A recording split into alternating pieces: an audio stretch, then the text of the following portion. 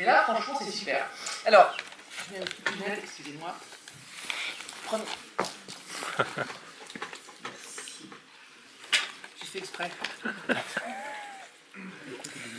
Alors, première masterclass de cette 12e édition du Champs Elysées Film Festival, qui va être modérée tout à l'heure, enfin maintenant, par Emmanuel Spalacenta de Cinématiseur. Notre invité, il a 60 films à son actif, il a 25 ans en carrière. Après avoir commencé au théâtre, très vite, il fréquente les plateaux télé et de cinéma. Il rejoint les plus grands. Il tourne dans 2 épisodes de Star Wars, côtoie la fine fleur du cinéma australien, S. Ledger, Naomi Watts. Puis on le retrouve sur les planches avec Kate Blanchett. Et dans un tramway nommé Désir, il tourne sous l'égide de son frère, Nash, dans The Square. Puis Animal Kingdom, The Thing, Zero Dark Thirty, Gatsby magnifique. Il est à Paris avec nous. Nous sommes vraiment, mais vraiment heureux de l'accueillir. Merci d'applaudir Monsieur Joel Edgerton.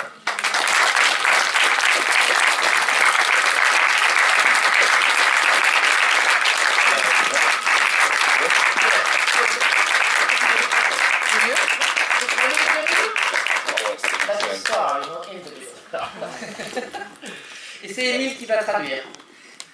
Je vous souhaite une excellente masterclass. Merci. Bonjour.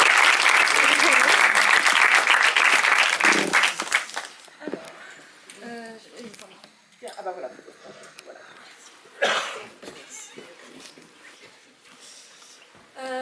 Pardon, il fait très chaud. Je vais essayer de faire mon possible pour garder notre température. Donc on est très heureux d'avoir... Merci de dire... Stop there, I want to keep going. On est très heureux d'avoir Joël avec nous. Il n'y a pas d'extrait, ce sera une discussion extrêmement informelle sur sa carrière, sa vision du métier, et puis peut-être ses projets, si vous avez des questions. Moi, je vais mener ça pendant on va dire 3 quarts d'heure, 50 minutes, et après, si vous avez des questions, vous pouvez les poser. Ça sera bienvenu. Donc on va commencer. Hier, Joël a été présenté Master Gardener. Je sais qu'il y a eu un extensif Q&A après la session. Mais je voulais savoir si des rôles comme ça qui sont très spéciaux dans votre carrière et dont vous parlez de manière extrêmement articulée, même si vous faites beaucoup de chaleur, vous en trouvez beaucoup dans votre carrière, et on dit que c'est votre 60e film, je crois, ou quelque chose comme ça. Moi j'ai compté 44, mais ça doit être 60. Est-ce qu'après tant de films, c'est encore difficile de trouver des rôles que vous n'avez pas déjà joués? Yes. I'm always interested in really a few things, which is story and character and director or the team. But I guess I'm definitely looking at what would I find interesting as an actor to play that I don't feel like I've done too much before. But one thing that drives me quite often is, I'm nervous on set. I try and avoid certain things, and one of the things I find I'm not very good at is big the blue screen and green screen stuff. I'm willing to do it. I just don't have an imagination to see things that aren't there. I prefer to do drama, I think. And I also get nervous if I don't have something to do where I feel like I'm leaving myself behind a little bit, because the idea of a producer saying to me, we just want you to look great and be really charismatic, that to me is terrifying. So I'm definitely interested to learn new things and find characters that I'm like, oh, this is scary and therefore it's worth trying to do. Oui, c'est vrai que ce qui m'intéresse de manière générale quand je travaille, c'est l'histoire, le personnage que je dois défendre et le réalisateur, ou en tout cas l'équipe avec laquelle je vais travailler. Et c'est vraiment ce que je cherche en tant qu'acteur, c'est-à-dire des rôles que j'ai jamais trop fait avant, que j'ai jamais trop exploré. Et c'est vrai que quand je tourne, j'évite généralement de faire trop de films sur fond vert, même si ça m'arrive d'en faire, mais en fait, j'ai pas cette imagination-là pour voilà, me représenter des choses qui sont pas présentes physiquement. Je préfère le drame concret. Voilà. Et puis il y a une autre chose aussi qui m'inquiète un petit peu quand je joue, c'est quand je sens que je vais pas réussir à m'abandonner dans le rôle. C'est-à-dire quand le producteur vient me voir et me dit ouais, t'es vraiment beau dans cette scène, t'es très charismatique, c'est quelque chose qui me terrifie un petit peu. Moi j'ai besoin d'être effrayé par le projet et de sentir que ça vaut la peine de se lancer dedans. Enfin, on se demande toujours, quand un acteur atteint une certaine notoriété et puis qu'il commence à avoir une certaine expérience, s'il travaille de la même manière qu'à ses débuts. C'est-à-dire qu'on a toujours l'impression que c'est beaucoup plus simple, que c'est... Oui. On a toujours l'impression que c'est beaucoup plus simple et qu'on peut-être même qu'on devient un peu feignant avec la popularité et avec l'expérience. Est-ce que vous pouvez me dire si vous travaillez exactement de la même manière que quand vous étiez beaucoup plus jeune? Yeah, that's a good question. I don't think it's generally with all actors. But I think there is a thing that I noticed, and I could say maybe the same of myself. I feel like actors should maybe not watch their own work too much. And by that I mean, like, I think it's important to appreciate the end part of the process and celebrate the work in some way, go to a premiere or whatever. But I think there's a problem that can occur when actors start to look too much at themselves and go, okay, that's good, and it's better if I don't smile. I look better from this side of my face than the other, and all that. When I do that, that looks cool. And so you're looking at yourself from the outside and maybe monitoring the performance, which I think maybe limits certain things that are possible. And I think the other example of why that feels true to me is that some actors give these performances when they're younger that are so fucking great and pure, and then you catch up with them 20 years later and you're like, where did all of that natural weird rhythm and all the things go? So I think monitoring, I had an experience where for a couple of films the director would allow actors to sit around the monitor. People would have a look at their performance and then go to the next take. And there was one actor who would just stay off to the side and didn't want to listen and didn't want to see. And I remember thinking, that's the right thing to do, because if you're watching yourself and then doing the next take, are you not performing and watching yourself at the same time? And ever since then, I won't look at the monitor. And even if I'm directing, I have my brother watch the monitor if I'm on camera, and I just know that I trust him going, you're good, let's go to the next thing. Or that was do another take. Yeah. C'est une très bonne question. C'est vrai que je ne suis pas forcément d'accord avec cette remarque sur tous les acteurs. J'ai remarqué chez moi-même effectivement que j'ai tendance à pas forcément trop revoir les films dans lesquels j'ai pu jouer. Alors c'est important effectivement de célébrer le résultat, de fêter le travail qui a été fait, d'aller aux avant-premières, de soutenir les réalisateurs, mais je pense que le souci c'est quand on commence à trop se regarder, à se dire ah, là j'étais bien, ça c'est mon bon profil, quand je fais tel effet de jeu ça marche bien. Voilà, je pense qu'on rentre trop dans une forme d'autocontrôle et on se limite en fait dans son jeu à ce moment-là. Et ce qui arrive souvent, c'est quand on voit des performances d'acteurs très jeunes et on se dit ouais, une vraie pureté, une vraie vérité dans le jeu, c'est génial. On les retrouve 20 ans après et ils ont perdu ce qui faisait leur étrangeté, leur singularité. Ça pouvait être une rythmique particulière.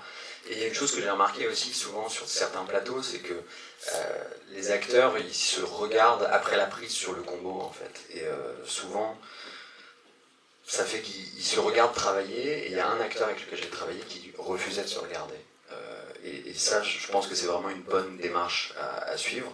Et depuis, j'ai décidé de ne plus me regarder après les prises, et notamment quand je réalise moi-même un film et que je joue, je délègue ce travail à mon frère. C'est lui qui regarde les prises à ma place, j'ai une parfaite confiance en lui, et c'est lui qui va dire peut-être que celle-là, il faudrait la refaire.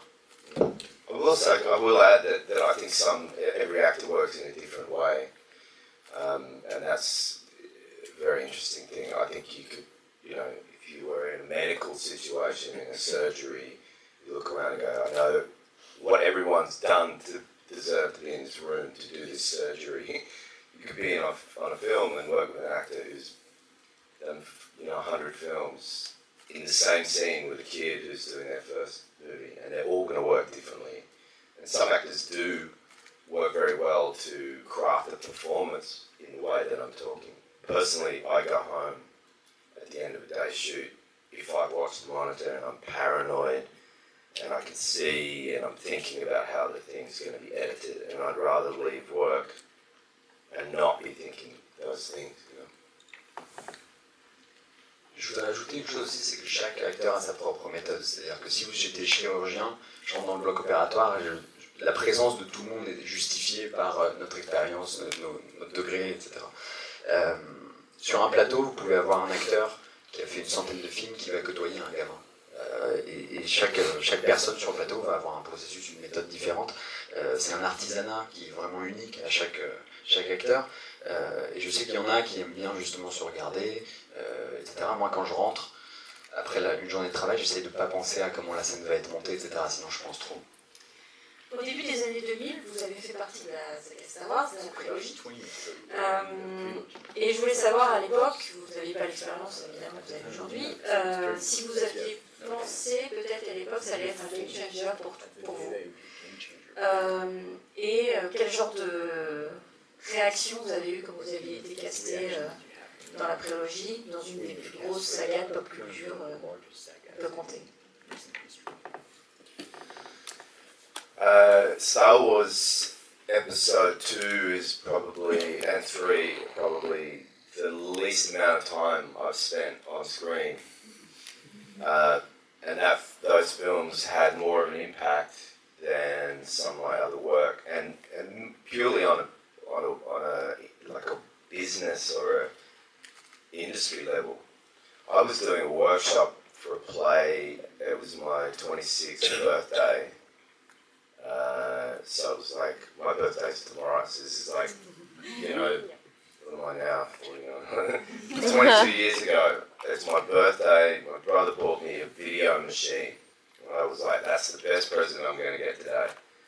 And then I got a phone call saying I got the job in Star Wars, and I'm like, that's a bit better. And but so I was working in the theatre, and then this happened, and then I think I knew that this was a possibility for me to kind of a ticket to get to America, and it really became a big opportunity for me to see people and get auditions and things. So that talk about in a galaxy far, far away, it became like it was my chance as like Luke Skywalker to go and fight in the rebellion, which was LA.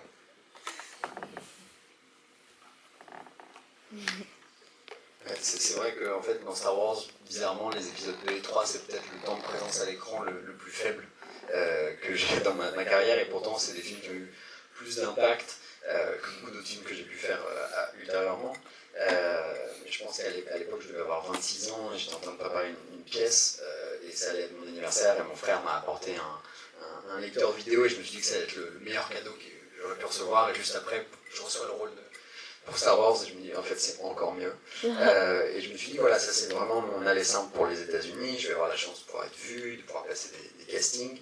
Et en fait il y avait un parallèle assez facile avec le film, c'est-à-dire que d'une galaxie très très lointaine, et j'étais un peu comme Luke Skywalker, je devais aller me battre contre cet empire obscur qui est Los Angeles. Et vous y êtes revenu 20 ans après. Pourquoi? Est-ce que c'est une manière de protéger ce personnage? Est-ce que c'est une manière de montrer votre gratitude? Est-ce que vous pouvez vous dire pourquoi, alors que vous n'êtes pas trop dans les blockbusters? it's so. I remember thinking, look, do I want to do this? Like, because I look at myself in, Tatooine finest fashion, and I'm like, oh, I'm so like. It's my own embarrassment about my youth and my inexperience. I thought many things. It was a chance for me to come back with more of a confidence as an actor, maybe a reunion of all these wonderful people, an acknowledgement that they were responsible, whether they knew it or not, for me having a career in many ways. But yes, to protect the character, because when I thought about saying no, I was like, but who's going to do it? And I would be annoyed about that. So, and I'm very glad that I did it. I had the best time. As an actor, it was fun. There's always something good to be gained from doing anything, Even movies I've done that I won't talk about that I don't feel worked out so well, I learned something from it, and I feel like watching movies is good. If I watch a movie I love, I learn something, but also if I watch a movie that I feel there's something wrong with it, there's maybe even more to be learned. So I think there's never a bad reason to watch or to participate in anything unless you feel in your bones like you're ethically opposed to it, for example. En fait, c'est vrai que je me souviens avoir repensé au moment où on m'a proposé de revenir dans cet univers. Est-ce que j'en ai vraiment envie de me retrouver encore à Tatooine et que ça me renvoie à ce moment où j'étais vraiment un acteur qui manquait beaucoup d'expérience. J'ai un souvenir un peu gêné de ma performance dans les premiers films. Et puis en fait, je me suis dit que c'est une occasion justement de me confronter à un rôle, maintenant que j'ai plus de bouteilles, j'ai plus d'expérience, et j'ai plus de confiance en moi. De retravailler aussi avec tous ces gens géniaux qui sont responsables, qu'ils en aient conscience ou non d'ailleurs de ma réussite professionnelle en fait. Et puis aussi, je me suis dit, si je dis non, qui va le faire à ma place? Ça m'a un peu travaillé. Et en fait, j'étais ravi d'avoir dit oui, c'était vraiment une super expérience. Et puis il y a toujours un côté positif à tourner des films, même quand c'est des films ratés dont j'ai pas forcément envie de parler, des films qui n'ont pas marché. On apprend quelque chose. Même chose en tant que spectateur, quand on voit un film qu'on aime, c'est super, mais parfois on apprend encore plus en voyant des films qui sont ratés en fait. Donc voilà, je pense que à moins qu'on sente viscéralement pour des raisons éthiques qu'il ne faut pas y aller, une expérience professionnelle c'est toujours intéressant. Quand on dit oui à ce genre d'univers, quand on travaille dans cette industrie-là, particulièrement avec Lucasfilm et Disney, on travaille avec des gens qui sont extrêmement compétents, qui ont un artisanat qui est le plus pointu qu'on peut trouver, je pense à Hollywood. On travaille aussi avec des gens qui vont faire scanner votre visage, scanner votre voix et réutiliser votre image après, une fois que vous aurez disparu. Parce qu'il est impossible pour eux que le rôle disparaisse en même temps. Est-ce que la postérité d'un artiste doit passer par là? Est-ce que c'est quelque chose qui vous dérange profondément?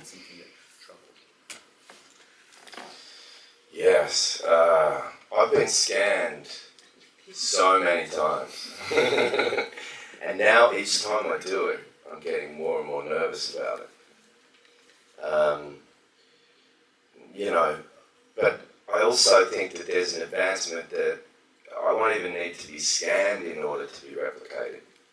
Whether I choose to allow it, like stand like this and let the camera go around me, I feel like, any minute now, they'll be able to just replicate me anyway.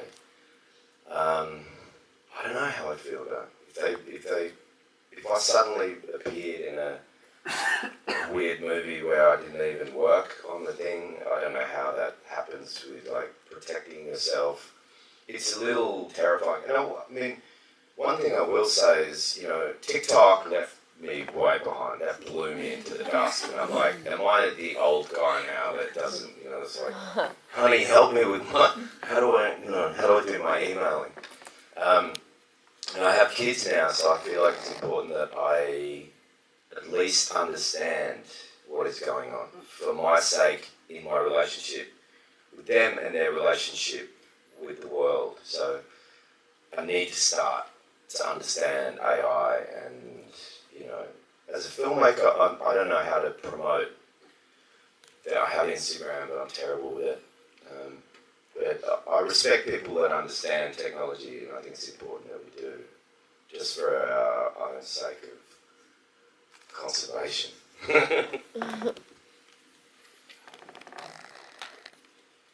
C'est vrai que j'ai été scanné énormément de fois en fait, dans ma carrière, et à chaque fois je suis de plus en plus anxieux à l'idée d'être scanné. Je pense que bientôt on n'aura même plus besoin, en fait, les technologies seront tellement avancées qu'il n'y aura plus besoin de faire ce processus de scan à 360 degrés, et puis viendra un jour où il n'y aura même plus besoin de demander mon autorisation et je vais me retrouver dans un film pour lequel je n'aurais jamais dit oui, et ça va être un processus assez bizarre. Je ne sais pas quelle protection juridique on aura, c'est quelque chose d'assez vertigineux et effrayant quand on y pense. Rien que le fait de penser à TikTok, ça me met une claque en fait. Je me sens vraiment vieux, j'ai l'impression de me dire ok chérie, j'ai besoin de ton aide pour me connecter à mon email. Et heureusement j'ai des enfants qui m'expliquent un petit peu ce qui se passe, qui m'aident à comprendre un petit peu ces technologies-là. Et je pense que j'en ai besoin pour renforcer mon rapport à eux et le rapport que eux ont avec le monde en fait. Donc je m'intéresse à la question des intelligences artificielles. En tant que réalisateur, j'utilise par exemple Instagram comme outil de promotion. Je ne suis pas forcément le meilleur là-dedans, mais j'ai beaucoup de respect pour les gens qui savent utiliser ces technologies-là, même si ça peut avoir quelque chose d'un peu effrayant. One thing I will say about AI when it comes to creative endeavors, the one thing I have hope for is I feel like AI will always be able to like give you the next police show or hospital show or whatever. It can riff on the past. I have faith that really critical thinking and creative outside the box thinking that creates movies like we see at Cannes and festivals. Like Jonathan Glazer's film, I haven't seen it yet. It's not of interest, but the idea of telling the story of the Holocaust through a different prism, I think that has to come from human beings. And that kind of muscular thought, I don't know if you could teach a computer, maybe. So I do, for all my fears, I do have hope that it may actually create an even more special bubble around good creative art, music, cinema, painting, things that we can protect and revere and enjoy, because we're not all machines in the way that we think. We have these lateral jumps of thought.